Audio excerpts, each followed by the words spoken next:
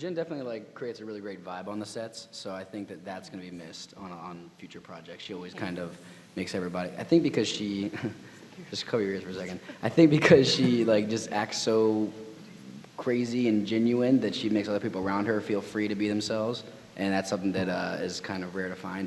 Could you just talk personally about what it was like for you to say goodbye to this? And also, Australian fans can't wait for the film. Can you have any message for the Australian fans?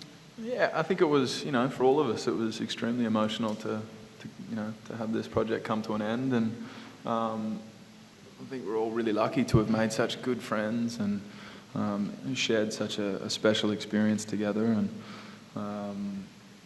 it was a crazy world to be thrown into, an amazing project to be a part of, and to really grow up together. I mean, I think you have the power of the media a lot in this movie, and its influence over people, and how powerful of a tool or weapon that can be. You have the dangers of extreme control and power and suppression of cultures through the government. And I think those are probably and glorified violence. I think is another thing that is a pretty big, especially like in the first couple of Hunger Games. I think those are pretty big.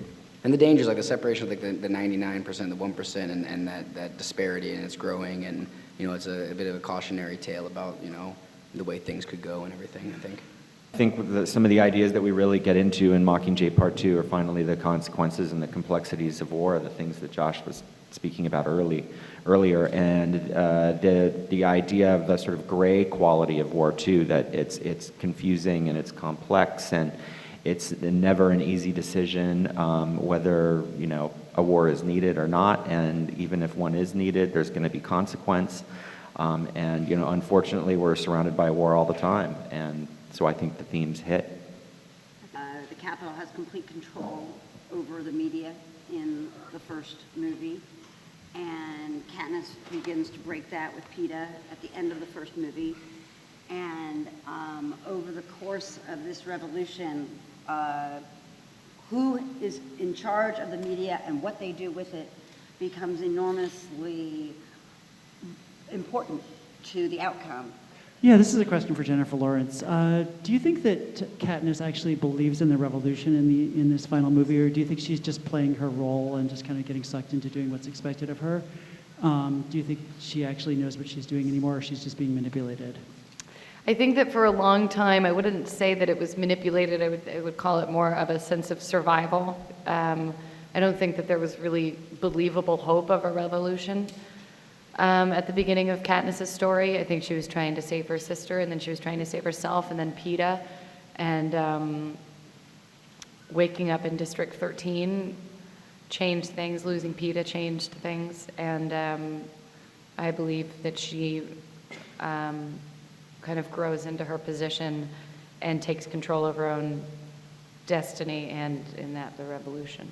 So something that I really love about the second movie is that's when she takes power and decides that she does want to be the Mockingjay, that she does believe in this cause.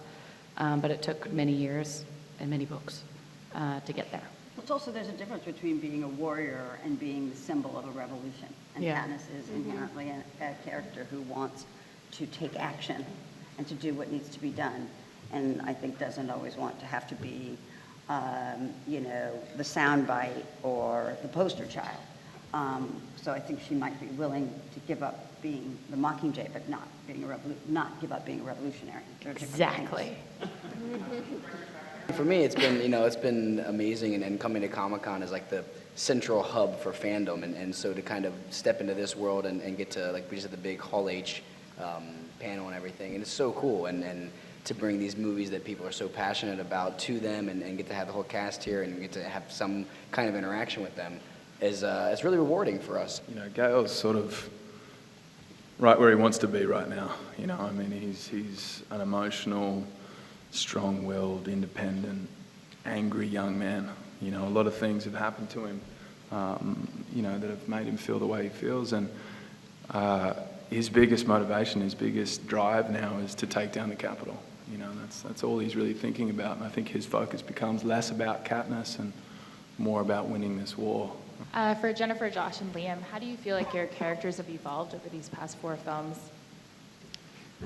I mean, for me, like, I was really attracted to Peter's kind of arc throughout the story. You know, I think he starts as more quiet and kind of not so secure in himself, and, you know, had like a hard family life and everything, and then once, you know, he kind of confesses his love to Katniss, and he sort of empowers himself in a way. And then in Mockingjay 1 and 2, you know, he gets pretty messed up. He gets taken in by the Capitol and is tortured and brainwashed and all these things, and then to kind of have him come out of that and have the recovery process, a really like a kind of up and down arc for him, and so it was great for me to play. It was really fun to kind of get to show all the experience that he has. The evolution of Prim has really been amazing for me to read in the books and kind of try and portray as best as I can. I feel like her evolution is really amazing to watch because she really grows up a lot, and she's really there for Katniss in the last 2 films, I think.